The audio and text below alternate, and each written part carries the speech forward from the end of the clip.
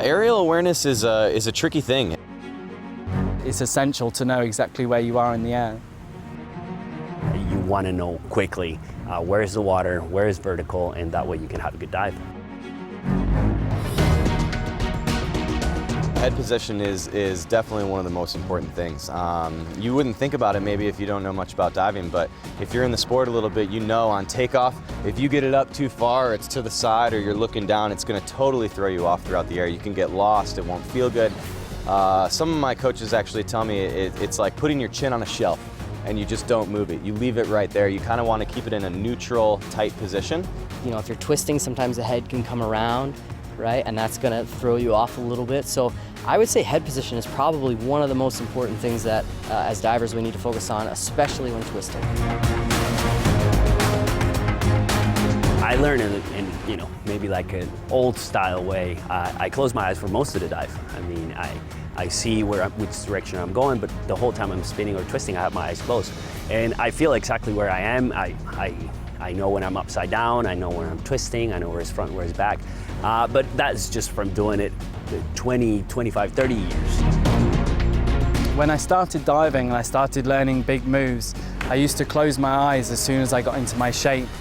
But my coach told me that she wouldn't let me learn back 3.5 somersaults tucked on 10 meter unless I looked where I was in the air. And so I had to go back. That put me about a year backwards in my training to relearn all of my dives with my eyes open.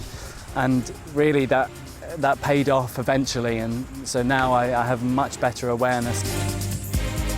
The diver, when he leaves the cliff, he needs to focus on certain targets. Once they get lost, it's like being in a tumble machine, a washing machine tumbling, where you really can become disorientated. And that's where for a cliff diver, it's then left to their instinct and the fact that they've done that maneuver many times before, and so it's almost a second nature that they're able to complete that dive.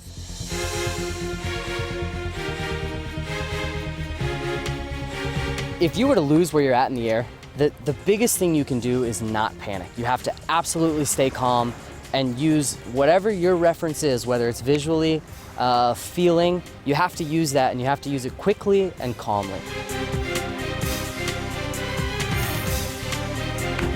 Your muscles know what must to do, and of course your eyes and your mind remember when and what you must do. I just count everything in my head. I feel it.